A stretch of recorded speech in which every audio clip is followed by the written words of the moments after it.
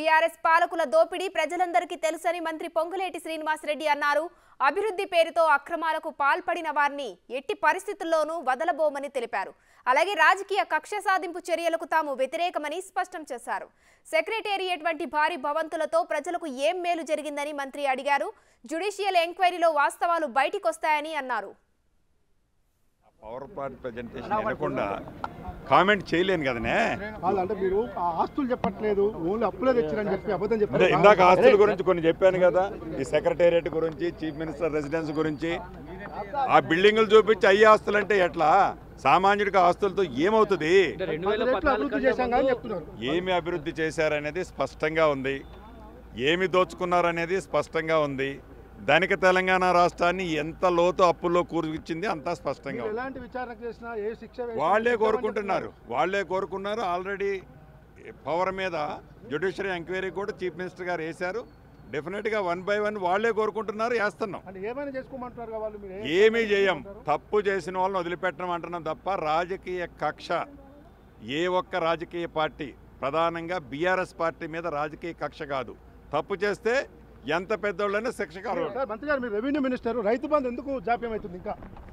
ఇంకా గత ప్రభుత్వం జనవరిలో ఇచ్చేది, ఇంతకుముందు కూడా మీరు చూడండి. డెఫినెట్గా విడతల వారికి ఇస్తూనే వస్తున్నాం, రైట్ టైంలోనే కంప్లీట్ చేస్తాం. జిల్లా కలెక్టర్ల సమావేశంలో ధరణి పైన చర్చించడం జరిగిందని మంత్రి పొంగులేటి శ్రీనివాసరెడ్డి తెలిపారు.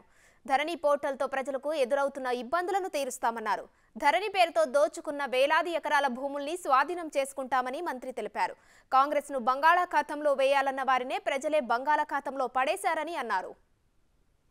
ఈ 6 గ్యారంటీ స్కీమ్స్ తో పాటు ధరణి భూకు సంబంధించిన విషయాల్లో ధరణి సబ్జెక్టు కూడా చాలా స్పష్టంగా మాట్లాడాం. ఆనాడు ఎలక్షన్ క్యాంపెయిన్లో, ఎన్నికల సందర్భంగా కాంగ్రెస్ పార్టీకి ఒక క్లారిటీ ఉంది.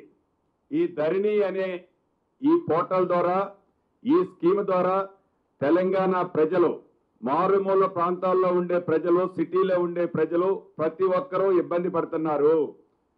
ఈ ధరణి పోర్టల్ని అడ్డం పెట్టుకొని ఆనాడు ఉన్న ప్రభుత్వంలో ఉన్న పెద్దలు, వారి తొత్తులు ఏదైతే వేలాది ఎకరాలు ప్రభుత్వ భూములు కబ్జాలు చేసి వాటిని రెగ్యులైజేషన్ చేసుకున్నారు, కొన్ని ఇంకా చేయించుకోవడానికి సర్క్యులేషన్లో ఉన్న ఫైల్స్ కొన్ని ఉన్నాయి. వాటన్నిటి మీద ఈ ప్రభుత్వం వచ్చిన మరుక్షణమే గౌరవ ముఖ్యమంత్రి గారు అధికారులకి గతంలోనే ఆదేశించారు. మళ్ళీ ఇప్పుడు కూడా చెప్పాం. ఆ చెప్పిన సారాంశం ఏంటంటే, అనేక వేదికల మీద ధరణిని ప్రక్షాళన చేస్తాం, ధరణిలో ఉన్న తప్పులను సరిదిద్దుతాం, ధరణిని సామాన్య ప్రజలకి అందుబాటులో తెచ్చి వారి కష్టార్జితమైన, వారి కష్టంతో సంపాదించుకున్న ఆస్తులు వారికి ఇబ్బంది కలగకుండా ఉండే విధంగా, అదే రకంగా ప్రభుత్వ ఆస్తులను కూడా ఆనాటి ప్రభుత్వం ఎలా దోచుకుందో ఆ దోచుకునే కార్యక్రమాన్ని తిరిగి రాబట్టి ప్రజలకు పంచే విధంగా మేము మీకు చేస్తామని ఎన్నికల వాగ్దానం చేసింది కాంగ్రెస్ పార్టీ.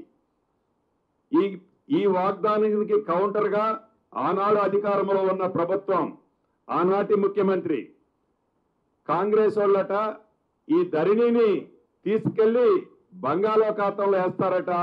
మరి మీరు కాంగ్రెస్ పార్టీని ఎత్తుకెళ్లి బంగాళాఖాతంలో వేస్తారు కదా అని ప్రజల్ని రెచ్చగొట్టే విధంగా ఆనాటి ముఖ్యమంత్రి అనేక సభల్లో మాట్లాడారు. కానీ ప్రజలు కాంగ్రెస్ పార్టీని బంగాళాఖాతంలో వేయలే. ఎవరైతే కాంగ్రెస్ పార్టీని బంగాళాఖాతంలో వేయాలని ప్రవోక్ చేశారో, ఎవరైతే కాంగ్రెస్ పార్టీని అవాక్కులు చువాకులు ఆ పార్టీ మీద పేలారో, ఎవరైతే అధికారం ఉంది, నేను ఏది చెప్పినా చెల్లుబాటు అవుతుందని ఆనాడు ఎర్రవీకారో, వారిని ఎత్తుకెళ్లి బంగాళాఖాతంలో ప్రజలు వేశారు. కాంగ్రెస్ పార్టీని ఇందిరమ్మ రాజ్యం రావాలని కాంగ్రెస్ పార్టీని ప్రజలు దీవించారు. ప్రజల ఆకాంక్షలకు అనుగుణంగానే కాంగ్రెస్ ప్రభుత్వ పాలన సాగుతుందన్నారు. అందుకే ప్రజల ముంగిటకు వెళ్లి సంక్షేమ ఫలాలు అందిస్తామన్నారు. ప్రజా పాలనలో భాగంగా నిర్వహించే గ్రామ సభల్లో ప్రజల నుంచి దరఖాస్తులు స్వీకరించి పారదర్శకంగా లబ్ధిదారులను ఎంపిక చేస్తామన్నారు. ప్రజాపాలనకు అవసరమైన నిధులు కూడా మంజూరు చేశామన్నారు.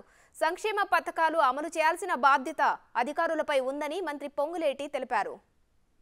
ఏ నమ్మకంతో, ఏ ఆలోచనతో ఈ తెలంగాణ ప్రజలు కాంగ్రెస్ పార్టీని ఇందిరమ్మ రాజ్యం రావాలని కోరుకొని తీసుకొచ్చుకున్నారో, ప్రజా పరిపాలన కావాలని కోరుకున్నారో, ప్రజా పరిపాలనని ఈనాడు చిత్తశుద్ధితో మనం ఇవ్వాల్సిన అవసరం ఉంది. కాబట్టి ఈ ప్రభుత్వానికి కళ్ళు చెవులు మీ ఐఏఎస్ ఐపీఎస్ అధికారులే.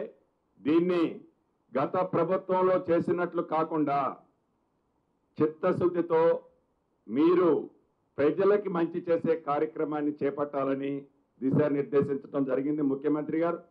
ఏదైతే డ్రగ్స్ నియంత్రణపై ఉక్కుపాదం మోపామని మంత్రి పొంగులేటి శ్రీనివాసరెడ్డి తెలిపారు. అందుకనుగుణంగా పోలీస్ శాఖకు ఖచ్చితమైన ఆదేశాలిచ్చామన్నారు. తెలంగాణ రాష్ట్రంలో డ్రగ్స్ నిర్మూలనకు కఠిన చర్యలు తీసుకుంటున్నామని వెల్లడించారు. డ్రగ్స్ కు సంబంధించిన విషయంలో కూడా చాలా ఐపీఎస్ ఆఫీసర్లతో మళ్ళీ ఒకసారి దిశానిర్దేశించడం జరిగింది. డ్రగ్స్ విషయంలో ఈ ప్రభుత్వానికి ఒక క్లారిటీ ఉంది. ఈ ప్రభుత్వం చిత్తశుద్ధితో ఈ డ్రగ్స్ అనే మమ్మరిని ఈ రాష్ట్రం నుంచి పాలదోరాలి, గంజాయిని ఈ రాష్ట్ర సరిహద్దుల్లోకే రాకుండా చేయాలనేది కృత నిశ్చయంతో ఈ ప్రభుత్వం, అదే రకంగా గౌరవ ముఖ్యమంత్రి గారు ఉన్నారు. ఆ విషయంలో కూడా ఐపీఎస్ అధికారులకు చాలా స్పష్టంగా చెప్పడం జరిగింది. ఇలా అనేక